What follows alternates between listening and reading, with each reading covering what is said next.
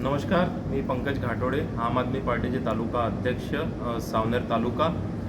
लवकरच पोटनिवडणुकीला आता सुरुवात होत आहे आणि आम आदमी पार्टी ही पूर्ण सज्ज आहे या पोटनिवडणुकीला समोर जाण्यासाठी. ग्रामपंचायत लेवलवरती केळवद तसेच हत्तीसरा येथे जे निवडणूक आहे आम आदमी पार्टीच्या माध्यमातून आम्ही आमचे कॅन्डिडेट्स उभे करत आहोत आणि लवकरच येत्या 9 तारखेला आम्ही कॅन्डिडेट डिक्लेअर करू. आम्ही काही मुद्द्यांवरती, जनतेच्या मुद्द्यांवरती इलेक्शन लढणार आहोत आणि त्याचे काही महत्त्वाचे मुद्दे आम्ही जनतेकडून घेतलेले आहेत. ते आमचे वरिष्ठ नेते संजय भाऊ टेंबेकर आपल्याला सांगतीलच. नमस्कार, मी संजय टेंबेकर, वरिष्ठ नेता आम आदमी पार्टी. बिलमुक्त केळवद किंवा बिलमुक्त हत्तीसरा, आष्टी, कवठा, प्रत्येक गावाच्या शेजारी काहीतरी पडीत जमीन असते की जी जमीन जर ग्रामपंचायतनी किंवा नमस्कार, मी संजय टेंबेकर, आम आदमीचा वरिष्ठ नेता. येत्या 10 तारखेला निवडणूक लागलेली आहे केळवद, हत्तीसरा, आणि या निवडणुकीमध्ये आम आदमी पार्टी प्रामुख्यानं आपले उमेदवार टाकणार आहे. खऱ्या अर्थानं सर्व गावाला वीज बिल मुक्त असायला पाहिजे, परंतु आजपर्यंत काँग्रेस BJPने या विषयावर कामच केलं नाही. भरमसाठ इलेक्ट्रिकचे बिल गावकऱ्यांना येत आहे, त्यापासून गावकरी त्रस्त आहे. म्हणून प्रत्येक ग्रामपंचायतच्या जवळ कुठे ना कुठे एक पडीत जमीन असते, सरकारी जमीन असते, आणि ही सरकारी जमीनचा प्रस्ताव ग्रामपंचायतनी पाठवला तर राज्य सरकारनी जर तो प्रस्ताव पारित केला तर सर्व गावच्या ग्रामपंचायतीच्या माध्यमातून वीज बिल मुक्त होऊ शकते. आणि हीच संकल्पना आम्ही केळवदला घेऊन आलो आहे. हत्तीसऱ्याच्या ग्रामपंचायती आमचा तोच मुद्दा राहील आणि ही करून देण्यासाठी आम आदमी पार्टी कटिबद्ध राहील.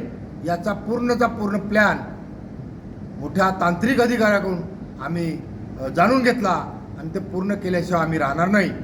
त्याचप्रमाणे रोज ताज्या पाण्याची व्यवस्था जी ग्रामपंचायत करते, आजचं पाणी उद्या, उद्याचं पाणी परवा, हे न होता प्रत्येक दिवशी ताजं पाणी आम्ही आमचा जर सरपंच या ग्रामपंचायतीमध्ये आला तर त्या गावकऱ्यांना आम्ही ताजं पाणी देण्याचा प्रयत्न करू. धन्यवाद. नमस्कार, मी संजय राऊत, आम आदमी पार्टी जिल्हा सहसंघटन मंत्री. आता नुकत्याच या महिन्यामध्ये 9-10 तारखेला केळवद ग्रामपंचायत आणि हत्तीसरा ग्रामपंचायतच्या या होऊ घातलेल्या निवडणुकाच्या संदर्भात आम्ही आम आदमी पार्टीच्या वतीने तिथल्या गावकऱ्यांना, तिथल्या सरपंचाच्या माध्यमातून काय देणार आहोत हे आमचे मुद्दे. बऱ्याच वेळेस गावकरी तिथे शेतकऱ्यांचं जे शेतीचा हा मुख्य व्यवसाय आहे ते करतातच, पण त्याशिवाय जे त्यांचे जे जनावरं आहे, गोधन आहे, गाई आहे, बैल आहे, शेळ्या आहे, मेंढ्या आहे, या जनावरांकरता पिण्याच्या पाण्याची व्यवस्थाच नसते.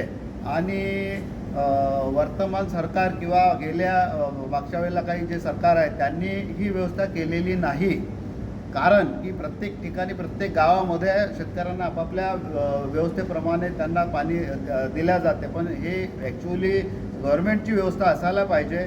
आणि आता आम्ही आम आदमी पार्टीचा जर सरपंच बसला किंवा तिथला सदस्य बसला तर आम्ही त्यांच्या माध्यमातून तिथल्या प्रत्येक गावात, तेच नाही, जिथे जिथे इलेक्शन होतील ग्रामपंचायतचे या सर्कलमध्ये किंवा जिल्ह्यामध्ये, तिथे आम आदमी पार्टीच्या वतीने आम्ही पिण्याच्या पाण्याची व्यवस्था जनावरांना पूर्णपणे करू आणि याच्याकरता आम्ही कटिबद्ध आहोत.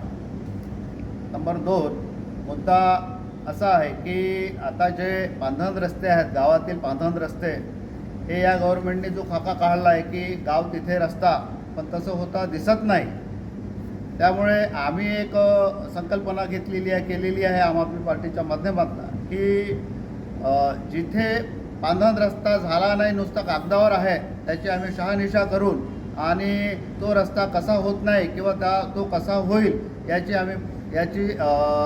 याच्या तळागाळामध्ये जाऊन आणि प्रत्येक गावामध्ये तुमचं केळवद असो, हत्तीसरा असो किंवा कुठलेही गाव असो, प्रत्येक गावामध्ये पांढरा रस्ता होईल आणि तो येण्या जाण्याकरता सोयीचा होईल याच्याकरता आम्ही कटिबद्ध आहोत.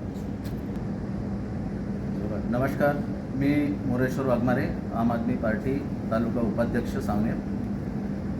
होऊ घातलेल्या केळवद आणि हत्तीसरा ग्रामपंचायतीच्या पोटनिवडणुकीच्या संदर्भात बोलायचं झालं तर संविधान सभागृहाचा निधी जो आहे तो दरवेळेस परत केला जातो. त्याच्यावर कोणत्याही प्रकारची अंमलबजावणी या ग्रामपंचायतमार्फत केल्या गेलेली नाही आणि त्याच्यावर विशेष लक्ष देऊन आम्ही संविधान सभागृहासाठी जागा आणि त्यासाठी लागणारा निधी कसा उपलब्ध करून देता येईल आणि संविधान सभागृह कसे उभं करता येईल याची पूर्ण हमी घेतो आणि त्यावर कार्य करू अशी तुम्हाला या प्रसंगी ग्वाही देतो. तसेच